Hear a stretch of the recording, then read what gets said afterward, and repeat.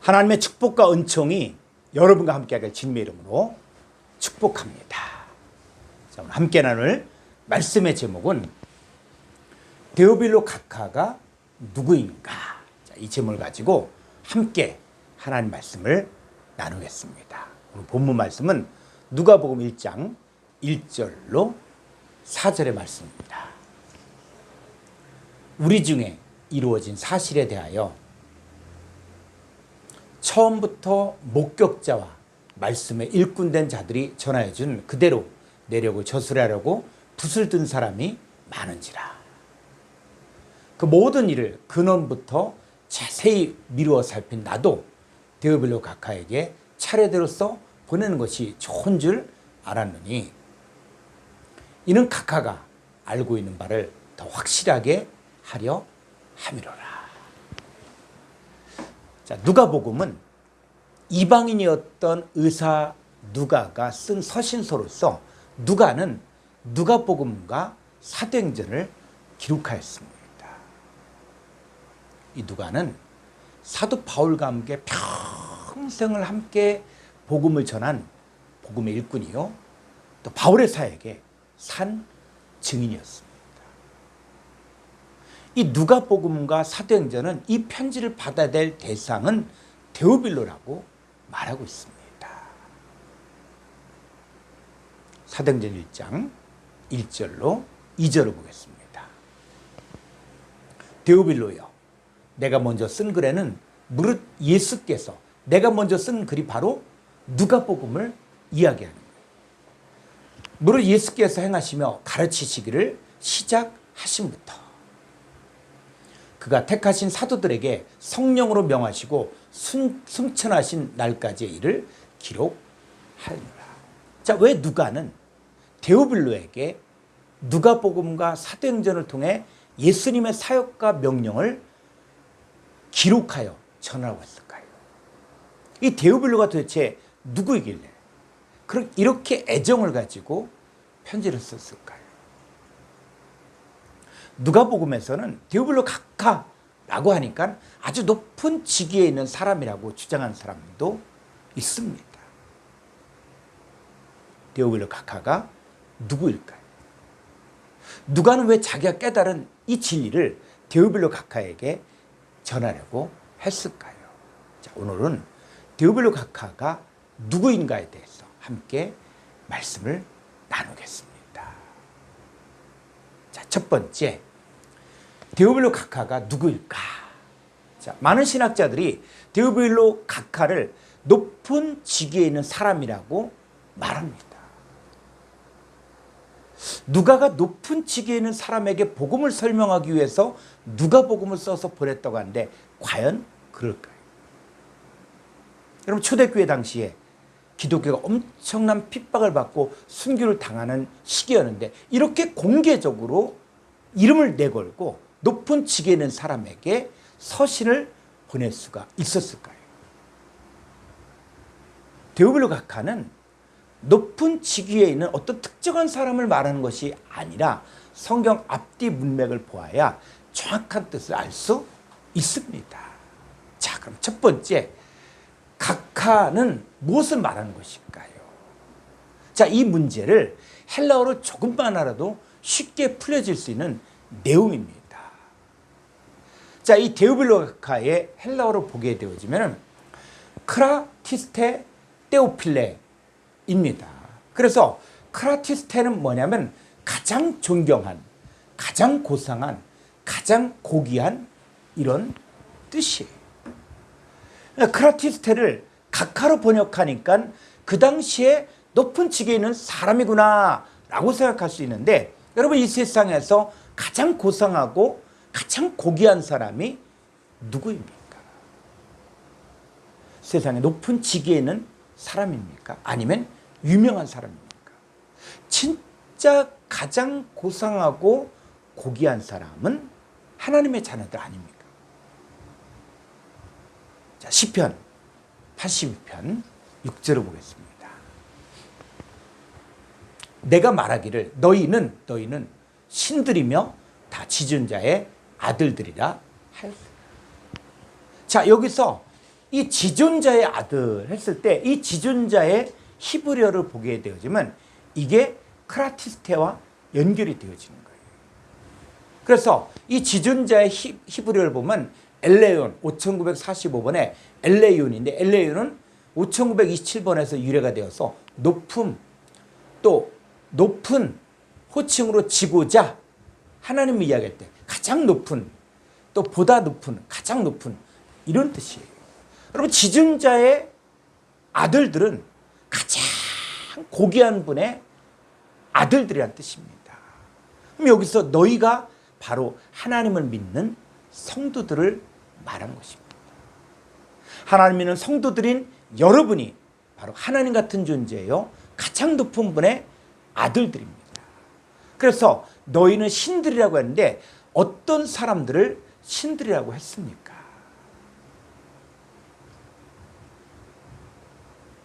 요한복음 10장 35절을 보겠습니다. 성경은 패하지 못하나니 하나님의 말씀을 받은 사람들을 떼오스, 신들이라 하셨거든요. 하나님 말씀을 받은 사람들을 신들이라고 했는데 히브리어 원문은 엘로임이라고 이야기하고 있고 헬라어는 떼오스를 사용하고 있어요. 그러니까 성경에서는 하나님 말씀을 받은 사람들을 신들, 즉 하나님들이다 이렇게 이야기하고 있고 성도들을 지존자의 아들들이라고 하였습니다. 예수님 영접한 사람들은 하나님께로부터 난 하나님의 자녀들입니다. 시편 16편 3절을 보겠습니다. 땅에 있는 성도들, 이 성도들은 존귀한 자들이니 나의 모든 즐거움이 그들에게 있도다. 이 존귀한 자들이 엘레온. 그러니까 땅에 있는 모든 성도들이 존귀한 자들인데 하나님의 모든 즐거움이 존귀한 성도들에게 있습니다. 그러니까 성경에서 말하는 이 세상에서 가장 존귀하고 가장 고상한 사람은 성도들입니다. 두 번째, 이 데오빌로가 누구를 말하는 것일까요? 자, 이 데오빌로 헬라어로 보게 되어지면 이 떼오필레인데 이 떼오필레는 두 단어의 합성으로서 떼오스, 즉 하나님이란 뜻과 필로스, 친구란 뜻인데 하나님의 친구예요. 데오빌로는 하나님의 친구입니다. 이 성경에서 하나님의 친구가 누구입니까? 요한복음 15장 14절로 15절을 보겠습니다. 너희는 누구예요? 성도들을 이야기하는 거예요. 너희는 내가 명하는 대로 행하면 그 나의 친구라. 예수님의 친구예요. 하나님의 친구예요. 15절 이제부터 너희를 종이라 하지 아니하리니 종은 주인이 하는 것을 알지 못함이라. 너희를 친구라 하였느니 내가 내 아버지께 들은 것을 다 너희에게 알게 하였습니다. 예수님의 명하는 대로 행하는 사람들이 예수님의 친구입니다. 요한복음 5장 20절 아버지께서 아들을 사랑하사 자기가 행하신 것을 다 아들에게 보이시고 또 그보다 더 큰 일을 보이사 너희로 놀랍게 여기게 하시리라. 예수님은 하나님의 아들이기에 아버지께서 행하시는 것을 다 보여주셨습니다. 아들은 아버지께서 하신 일을 보고 아버지께서 행하시는 그것을 아들도 그와 같이 행했습니다. 예수님은 하나님의 아들이지만 하나님 아버지의 뜻대로 행하였기에 하나님의 친구입니다. 하나님의 친구인 예수님은 일꾼들에게 친구라고 하였고 제자들에게도 친구라고 했고 또 세리와 죄인의 친구라고 했습니다. 이 구약 성경을 보면 아브라함을 하나님의 친구라고 했습니다. 야고보서 2장 23절을 보겠습니다. 이에 성경에 이른바 아브라함이 하나님을 믿으니 이것을 의로 여기셨다는 말씀이 이루어졌고 그는 하나님의 벗, 하나님의 친구라 칭함을 받았다. 여기서 하나님의 벗이 하나님의 친구입니다. 아브라함이 하나님을 믿고 순종하였을 때 하나님의 친구가 되었습니다. 정리하면 데오빌로 각하는 당시에 높은 직위에 있는 사람이 아니라 가장 존귀하고 가장 고상한 하나님의 친구인 성도들을 말합니다.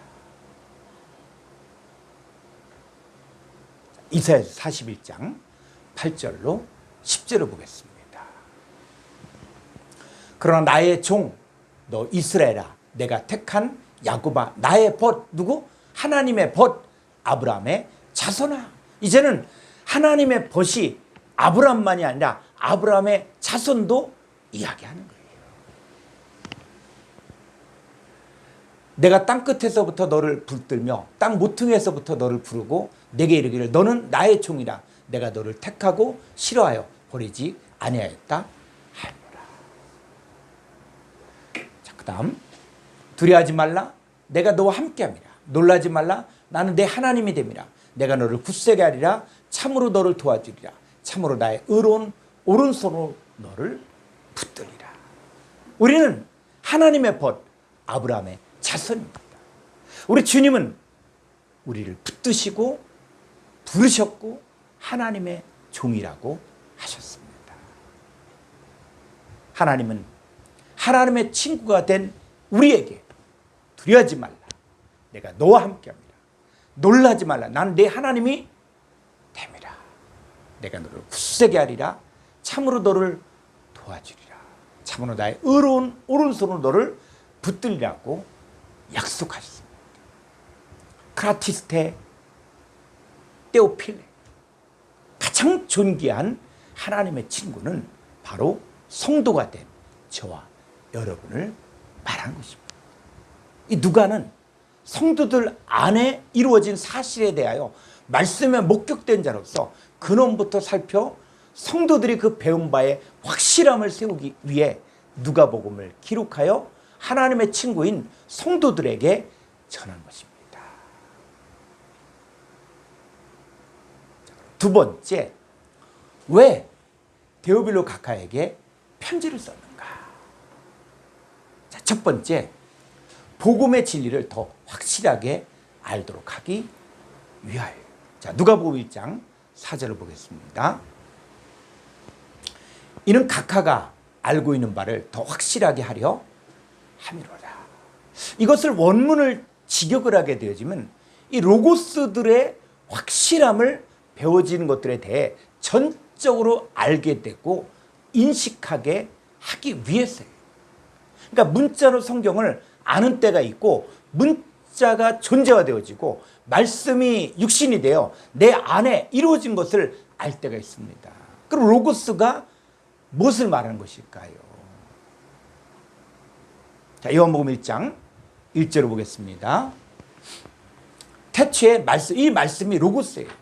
태초에 말씀 로고스가 계시니라. 이 로고스 말씀이 하나님과 함께 했으니 이 로고스 말씀은 곧 하나님. 그러니까 이 호로고스가 하나님과 함께 계셨는데 이 호로고스가 바로 누구라고요? 하나님. 하나님으로 존재하셨던 호로고스가 육신이 되어 오신 분이 바로 예수님이십니다. 예수님은 아버지 하나님과 함께 계시다가 인간을 구원하기 위해 오신 메시아요 구원자이십니다. 자, 이 로고스가 우리 마음밭에 뿌려지면 말씀을 듣고 깨닫는 사람이 말씀이 입과 마음에 있고 육의 마음판에 하나님의 영으로 새겨진 그리스도의 편지가 되는 것입니다. 말씀이신 예수님과 연합되어 한 몸을 이루고 이전 것은 지나간 새로운 피조물이 된 것이 바로 새 언약이 성취된 것입니다. 따라서 예수님 믿는다는 것은 새 언약에 참여하는 것을 말합니다. 우리가 성경을 배우는 것도 문자로 아는 것은 누가 더 많이 알고 있는가, 누가 더 많이 배웠는가에 대해서 교만하고 우쭐해지고 남을 판단하지만 존재로 알면 감사와 감격과 은혜가 있습니다. 자, 고린도전서 13장 11절로 12절을 보겠습니다. 내가 어렸을 때에는 말하는 것이 어린아이. 이 어렸을 때가 그냥 나이가 어렸을 때 아니잖아요. 신앙의 초창기 때. 내가 하나님 온전히 알지 못했을 때, 영적인 어린아이였을 때, 이때를 이야기하는데, 어렸을 때는 말하는 것이 어린아이 같고 깨닫는 것이 어린아이 같고 생각하는 것이 어린아이 같다가 장성한 사람이 되어서는 어린아이를 버립니다. 12절. 우리가 지금은 거울로 보는 것 같이 희미하나 그때는 얼굴을 대하여 볼 것이요 지금은 내가 부분적으로 아나 그때는 주께서 나를 아신 것 같이 내가 온전히 알리라. 우리가 영적으로 어렸을 때는 말하는 것과 깨닫는 것과 생각하는 것이 어린아이 수준에 있지만 장성한 사람이 되어서는 어린아이를 버리게 됩니다. 여러분, 내가 나를 아는 것이 전부가 아니에요. 하나님이 나를 보는 것이, 창조자이신 하나님이 나를 보는 것이 가장 정확한 것입니다. 그때에는 주께서 나를 아신 것 같이 내가 온전히 안다는 거예요. 여기서 나는 나 혼자를 말하는 것이 아니라 호르고스와 연합한 나를 말하는 것입니다. 호르고스와 연합한 새로운 피조물, 새 것이 되었고 의인이 되어진 나를 온전히 알아야만 장성한 자가 될 수 있습니다.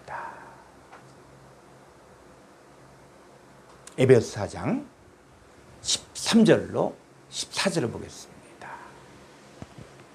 우리가 하나님의 아들을 믿는 것과 아는 일에 하나가 되어 온전한 사람을 이루고 그리스도의 장성한 분량이 충만한 데까지 이르리니 이는 우리가 이제부터 어린아이가 되지 아니하여 사람의 속임수와 간사한 유혹에 빠져 온갖 교훈의 풍조에 밀려 요동하지 않게 하려 합니다. 호로고스이신 하나님의 아들을 믿는 것과 아는 일에 하나가 되어 온전한 사람을 이루어 그리스도의 장성한 분량이 충만한 데까지 이르면 우리가 어린아이가 되지 아니하여 사람의 속임수와 간사한 유혹에 빠져 요동치 않게 됩니다.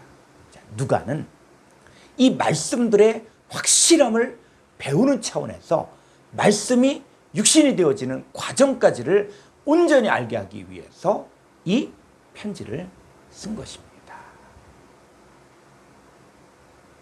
자, 두 번째, 복음이 역사적 사실을 보여주기 위해서.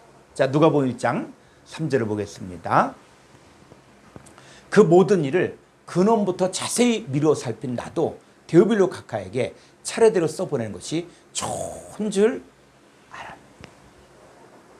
누가는 단순히 들은 이야기를 적은 것이 아니라 위로부터 시작된 이 복음의 비밀을 완전히 이해할 정도로 깊이 조사했고 복음의 전 과정을 정확하게 알게 된 것을 데오빌로 각하에게 알려줘 믿음의 확실성을 심어주기 위해서입니다. 그래서 근원이 무엇을 말해요? 근원부터 자세히 근데 근원이 무엇을 말하는 것일까요? 이 근원이 헬라어로 보게 되어지면 509번의 아노텐이라는 단어, 아노텐은 507번의 유래가 되었고 위로부터 유추적으로 처음부터 함축적으로 새로 다시 처음부터 맨 처음 꼭대기 이런 거예요. 그래서 완전히 새로운 거예요. 완전히 처음부터예요. 그게 뭐냐? 요한복음 3장 31절입니다. 위로부터 오신 이. 자, 위로부터는 뭐예요? 이게 아노텔. 근원부터 또 처음부터 새로. 자, 위로부터 오신 이는 만물에 계시고 땅에서 난 이는 땅에 속하여 땅에 속한 것을 말하느니라. 하늘로부터 오신 이는 만물에 계시고. 그러니까 위로부터는 뭐예요? 하늘로부터 오신 거예요. 위로부터 오시는 이는 예수님 말하는데 예수님은 하늘로부터 오신 분이십니다. 예수님은 그가 친히 보고 들은 것을 증언하였고 그의 증언을 받는 자를 하나님이 참되시다고 하여 인쳤습니다. 아버지께서 아들을 사랑하사 만물을 그의 손에 주셨기 때문에 아들을 믿는 자에게는 영생이 있고 아들에게 순종하지 아니한 자는 영생을 보지 못하고 하나님의 진노가 그 위에 머물러 있습니다. 아들을 믿는다는 것이 아들 안에 들어가 아들과 연합하여 한 몸을 이룬 것을 현재 믿는 사람들만이 영생을 현재 소유하고 있습니다. 아들에게 순종하지 아니한 사람은 영생을 보지 못하고 하나님의 진노가 그 위에 머물러 있습니다. 요한복음 3장 3절을 보겠습니다. 예수께서 대답하여 이르시되 진실로 진실로 내게 이르노니 사람이 거듭나다가 안 웃대냐. 거듭나지 아니하면 하나님 나라를 볼 수 없느니라. 그러면 거듭나면 안 웃된 위로부터 난 것을 깨달으면 하나님 나라를 볼 수 있다는 거예요. 누가가 깨달은 이 복음은 사람의 가르침이나 교훈이 아니라 하나님의 아들을 영접하여 영생의 존재가 되는 것과 거듭나서 하나님 나라를 보고 들어갈 수 있는 것을 존귀한 성도들에게 가르쳐주기 위해 누가복음을 기록한 것입니다. 세 번째, 복음이 이방인에게까지 열려 있다는 것을 보여주기 위해서. 자, 누가복음에서는 예수님이 유대인만의 구원자가 아니라 모든 인류의 구원자임을 드러내고 있습니다. 예수님도 유대인이고 예수님 제자들도 유대인들이에요. 그러니까는 이 유대인들은 유대인들만이 선민이고 유대인들만이 하나님의 택한 백성이라고 이야기하고 있지만, 그런데 누가복음을 자세히 보게 되어지면 누가복음의 족보에 특징이 있거든요. 그럼 누가복음의 족보의 특징은 바로 뭐냐? 그 위로 올라가면 어디까지 갑니까? 하나님에게까지 이어졌습니다. 그러니까 복음은 유대인이건 이방인이건 가난한 자이건 소외된 자이건 하나님께로부터 난 자들을 찾아내 회복시키는 거예요. 자, 누가복음 3장 38절을 보겠습니다.